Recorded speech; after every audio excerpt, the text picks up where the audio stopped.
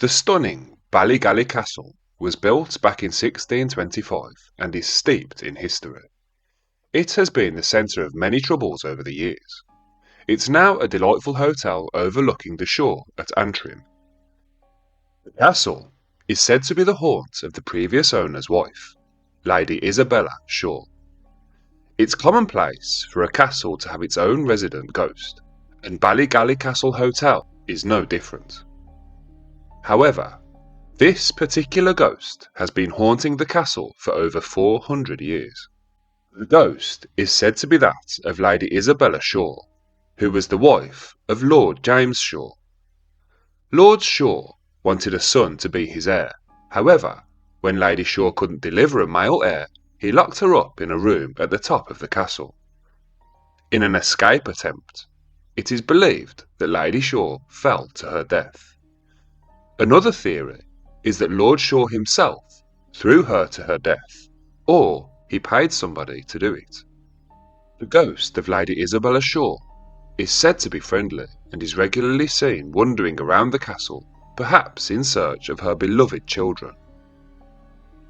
There are countless reports of eerie activity around the castle, with several guests feeling a presence in their rooms, hearing unexplained noises, and witnessing the inexplicable. A mysterious green mist has also been reported hovering above the castle. Ballygally Castle Hotel is proud of its resident ghost, dedicating a room to her in one of the towers in the older part of the castle. There are small placards throughout the castle which lead you to the ghost room, a top corner turret which overlooks the Irish Sea.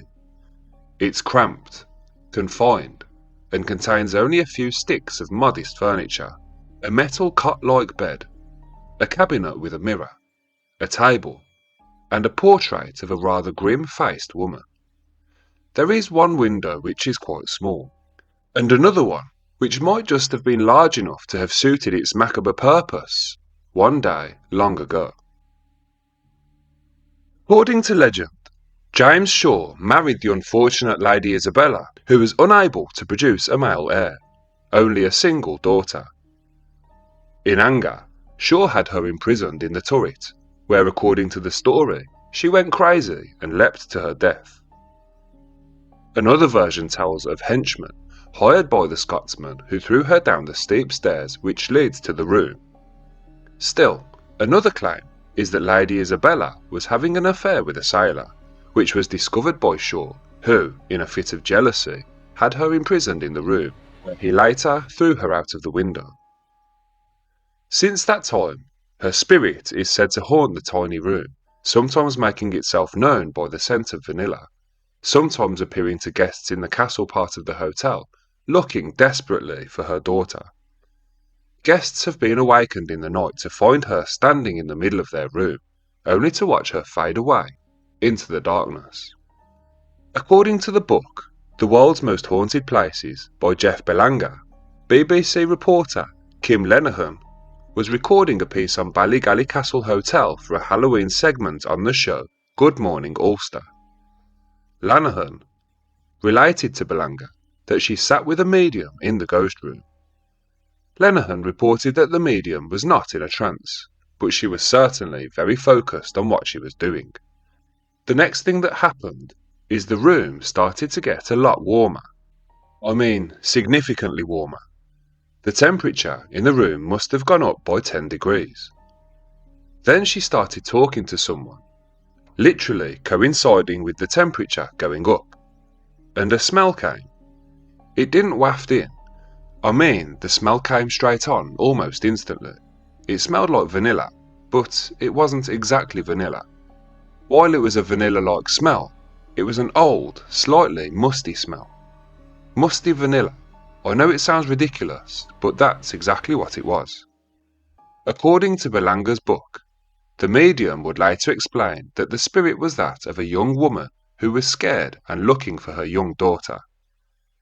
The medium told Lenihan that they were keeping her there against her will, and she said there was an older woman who wouldn't let her out of the room. During the conversation, this woman continually ran to the window looking for a man named Robert, who was out at sea. The spirit didn't understand why Robert didn't come back to get her. Lenihan was planning on spending the night in that room, and the medium told her not to be afraid, as the spirit wasn't angry or malicious, just afraid. But so was Kim. She appears to be the consummate reporter, and armed with a flask of coffee, brandy, and a tape recorder, she ascended the stairs to the room, settled in, and waited. According to Miss Lenihan, around 3 a.m, the room started to get warmer again. I thought, it's the coffee and the brandy. And then, it got even warmer, and I thought, no, this isn't right. And the next thing, the smell came back, instantly. That same smell. And it was stronger than before. The smell was very intense towards my head. Yes, it was a smell, but the weirdest thing of all was it was a smell that almost covered you like a sheet. It was all pervasive. It was almost like you could feel the smell on your clothes and in your hair and on the bed. Seconds later, the reporter fled the room and spent the rest of the night in a room as far from the turret as possible. The next morning, the staff took her back to the room, where they reported that several guests had heard knocking during the night. One reported seeing a woman in their room who faded away to nothing, and then showed her, written in the dust of the mirror in the ghost room, the name Kim.